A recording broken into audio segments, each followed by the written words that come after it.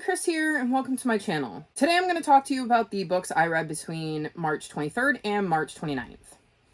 First up, I read The City of Brass by S.A. Chakraborty, and I gave this book 3.5 stars.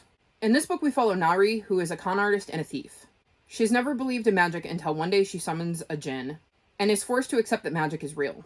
He then leads her to the land of Devabad, where her life is turned upside down, and she has to figure out this new world that she finds herself in.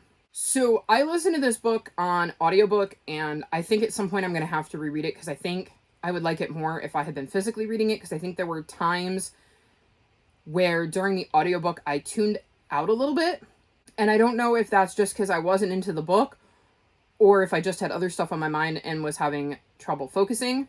I do know I liked Nari, and I liked getting to see her journey. I also liked this new world she found herself in and learning about it. But yeah, I definitely think at some point I'm going to have to physically reread this book before I read the next book in the series, just so that I can be sure I took everything in. And I feel like it's going to be a bit before I read the second book, so that should work out perfectly to reread the first book before I read the second.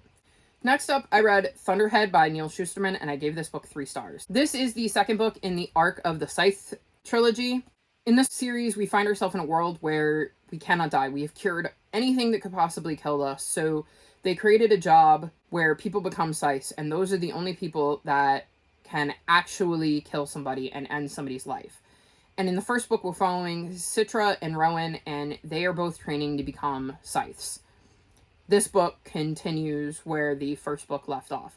So I wasn't a huge fan of the first book, and at the beginning of this book, I was really into it, and I thought, okay, so the first book wasn't my favorite, but I'm really gonna like the second one. And then about halfway through, this book just slowed down so much, and I got so bored, and I stuck with it till the end, and I was thoroughly convinced that I was not going to be picking up the third book in this series until the end, because the end leaves me in a place where I can't not read the third book, which is annoying, because I spent most of this book being like, you know what, I'm good. I don't need to read the third book in this series.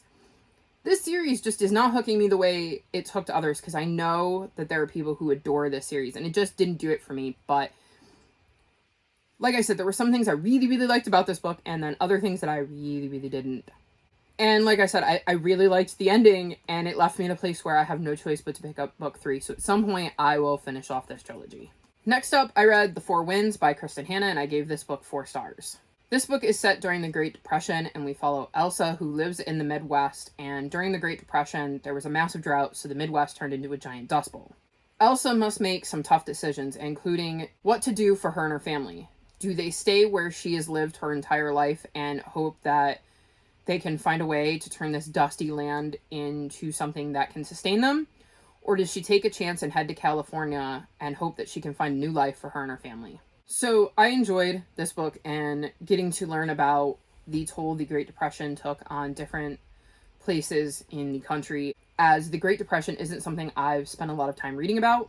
There were parts of this book, though, that were a little slow for me and felt a bit repetitive.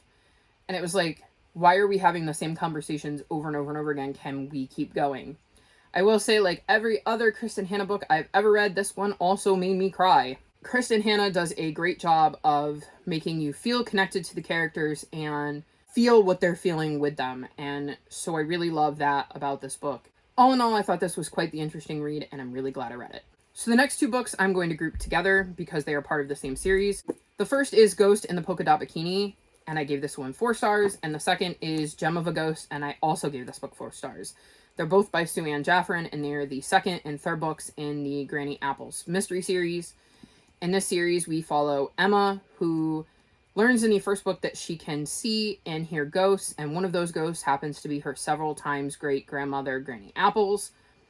In Ghost in a Polka Dot Bikini, Emma and Granny are trying to figure out what happened to a ghost who died on a beach in the 1960s in her polka dot bikini. And in Gem of a Ghost, an old acquaintance of Emma named Johanna shows up and wants Emma's help getting rid of the ghost of her husband, as she feels he's haunting her.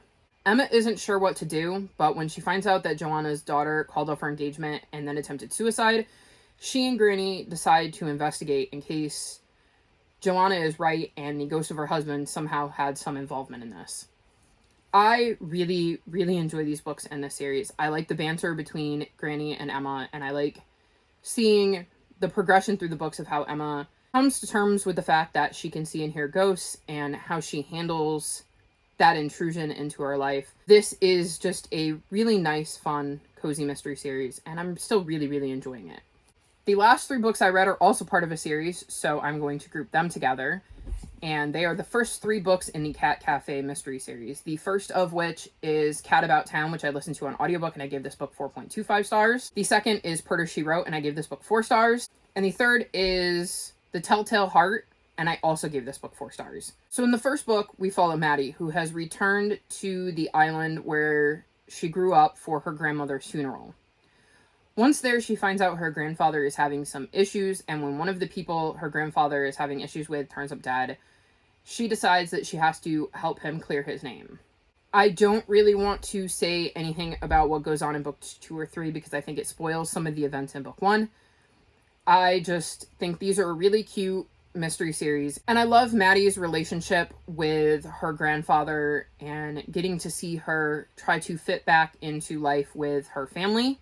There's also a cat that is in these books who I absolutely adore. I love cozy mysteries that have a cat companion in them. In the first book, I really like seeing how Maddie kind of had to relearn what was going on the island, as the island is a pretty close-knit community, but she's been gone long enough that there's a lot of stuff she doesn't know about what's been going on. So, like, some of the people are familiar to her, but she's learning about them all over again and trying to put things together while also not letting preconceived notions about who they were when she was originally on the island cloud her judgment, which is tricky. The main thing I love about the series is Maddie and her relationship with her grandfather, and I just really love the family vibes these books have, and I will definitely be reading more of the series.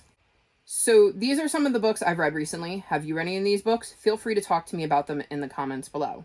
If you've made it this far in the video, leave me a wave emoji, like this video, and subscribe to my channel, and I'll talk to you next time. Bye!